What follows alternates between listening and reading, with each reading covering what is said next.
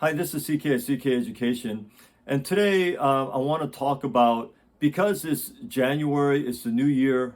January, it's February, and it's time when students begin to and have already begun to see decisions back from colleges, and so they're getting their decisions letters back, and they've gotten accepted to some schools and rejected from other schools, and waitlisted from other schools, and such. So I just want to talk about that a little bit, and also how I might go about deciding which school that I want to attend, and how I've seen over the last 12, 13 years how families have decided to um, decided to choose which college to go to, which college to attend of all the ones that they got accepted to. So if you got accepted so far to some schools, congratulations. And I know some of you are waiting on other schools, other colleges, their decision letters. Some of your friends have already gotten decision letters, and you're still waiting. Just be patient. They don't send them all out at once. Some schools send them out online. Some do it over the mail. Whatever the case, you'll get your decision letter soon enough. But after you get your decision letters, obviously you're going to have sort of two categories, right? You're going to have the schools that you got accepted to, and you're going to have the schools that you didn't get accepted to. So forget about the ones you didn't get accepted to. All right, just forget about that in 1 second. They don't want you, they're lost. All right, so focus on the ones you got accepted to, and of the ones you got accepted to, I think those again divide into two categories, and this dividing these accepted schools into two categories, I think it might take another month or so for you to do, because you're going to get in the mail something called the financial award letter. And this is something that will tell you and give you detailed, sort of an itemized list of how much it's going to cost for you to go to that school. So they'll have, it's going to cost this much, at the bottom. But to get there, you can get student loans for this much. You can get work study for this much. Maybe if you're lower income, you've gotten some grants. Maybe you got scholarships. Whatever the thing is, they're going to give you a very detailed, itemized list of how much it's going to cost to go to that school.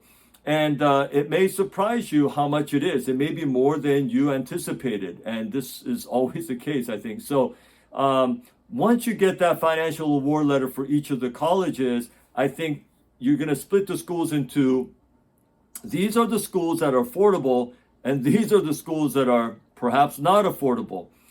So it usually breaks down into two categories. And even the ones that are affordable now, I would look at the ones that are affordable, and that splits again into another two categories. And for me, it would be the schools that I can go to without student loans. Like maybe I can work part-time, and I can pay for my way, or the difference is small enough that my parents can pay for the tuition without getting student loans. So there's those schools, and there are schools that are affordable, yet your parents are not going to be able to to pay all of that, and you won't be able to make enough money in the year to pay for that. So you might have to get some student loans.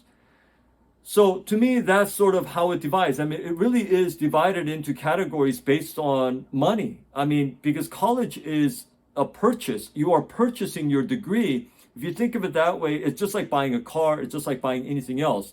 So I personally don't believe, and if you've watched my videos in the past, I don't believe in getting a lot of student loans and going into a lot of debt to go to college. I don't think that's wise, because I don't think it's worth it. I mean, I think it's certainly worth getting a degree, but I don't think it's worth paying a lot of money to get that degree, because going to a school that costs a lot of money versus going to a school that costs you almost no money out of pocket, there really will be no difference in the end as far as your career success, because your career success will not depend on what college name you graduate from. It will depend on how good you are at what you do eventually in that thing. And so that being said, I would just break it down by money. Okay, so I got accepted, didn't get accepted. Throw away the ones you didn't get accepted to. The ones you got accepted to, affordable and very, out there. So you sort of put aside the ones that are very, very expensive, and you focus on the ones that are affordable. Okay. When I say affordable, I don't know. I think 10 to 15,000, maybe $10,000 a year out of pocket, something like that. I think is reasonable. Maybe even 15,000 out of pocket. And the reason is this is assuming that the student works, let's say, 15 hours a week, and works full time in the summers. And I think that any student, I mean, once you go to college, you're 18 years old, you can work anywhere. You should be able to work and make, in my estimation, $8,000 to $10,000 a year on your own. Okay, if you commute to your school, if it's a local school and you commute there, and then your college expenses will come down by a half in some cases. So you should be able to afford that, and even pay your own tuition, and then maybe even have your parents just pay a little bit, and you should be able to get through college with no student loans, no debt. That would be my goal. That would be the goal for my kids. So that's how I would break it down. And then of the ones that are that don't require student loans, you can choose, okay, whatever school. If you got 2 or 3 schools left there, maybe even just 2 schools, you can pick between the 2 based on campus or based on school name or based on whatever you want at that point. Or it may turn out that you're only down to 1 school. But that is one way. That is the main way I would sort of filter down what school I would attend or have my school have my kids attend. So, and also keep in mind that if you apply to some liberal arts schools, now some students did not know that. I've had parents who had no idea what the difference was, and they almost accidentally applied to liberal arts schools and they regretted it. They didn't know the difference. If you apply to a liberal arts school, understand that the liberal arts schools, you're going to be taking history, English, classes all the way to the time that you graduate, no matter what your major. You're going to be writing a lot of papers and reading a lot of books all the way to the point that you graduate. It's very different than sort of a non-liberal arts school, okay? So if you go to a non-liberal arts local public university, you'll take maybe 2 years of sort of general classes, and then you're really going to stick to your major classes the last 2 years. But a liberal arts school is different. Liberal arts school, let's say you're a physics major. I had a student do this many years ago. She didn't know. She wasn't actually one of my students in high school, but I met her because her mom called me. Her younger brother was one of my students, and so she was having a really tough time. She was a physics major, but she didn't know what the difference between a liberal arts and a non-liberal arts school was. So she went to a liberal arts school. She was 2 years into it and could not get above like a 2 point something, like 2.6, 2.7 was her GPA. She wasn't doing very well, and wondering why she had to write papers on, General MacArthur and and papers on President Roosevelt and things like this. And she just didn't understand why she had to do this when she was a physics major. And I explained to her, you're going to liberal arts school. She says, what is that? And her mom didn't even know. And so, but she was already 2 years into this school. So I had her transfer to another non-liberal arts school, and she did better there. But you got to understand these things before you get into them. So please be careful. Okay. Now, so this is the primary way that I would sort of filter through colleges. Now, if money is not an issue, this does not apply, of course. If money is not an issue, go to whatever school you want. If your parents have enough money, they send you to whatever school, and then of course it is. But for most families, money is an issue, and for most families, a lot of parents really, they struggle with this.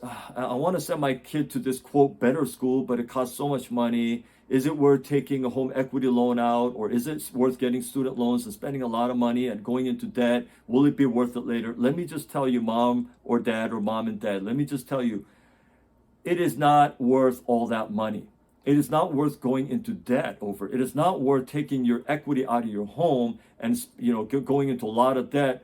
The mortgage that you worked so hard for so many years to pay down, and now you're going to take all that out and you're going to put it towards your kids' college. That's crazy. I'm sorry, but I just don't think that's wise at all. Please have them stay home, commute from home, have them go to a local school and pay nothing and get pay nothing for student loans, have no debt, have your kids work 15 hours a week or so during the week. In the summers, have them work full time, not just for the money, but also to build their resume.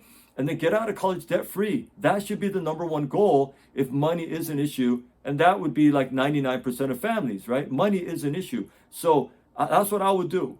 And trust me, what college you go to will not determine your future success in your career. How good you are at what you do will. So that's the main thing. And so a lot of people in America, everybody hears on the news about the great, the student loan catastrophe and all this kind of, look, nobody is forcing you to get student loans. Nobody is forcing you to go into debt. I hear people talk about, I have so many student loans. I'm like, but nobody forced you to do that. It was a choice. I'm saying don't make that choice.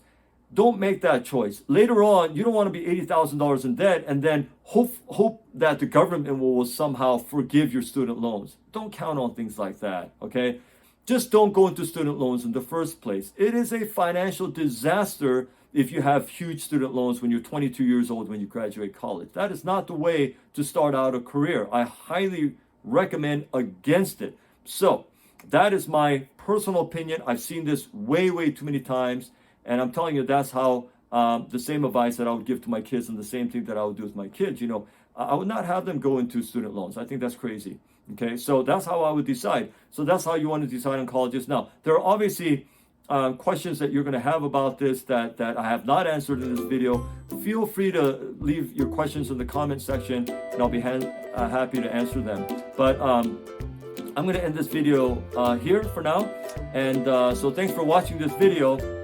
And until my next one, please stay well.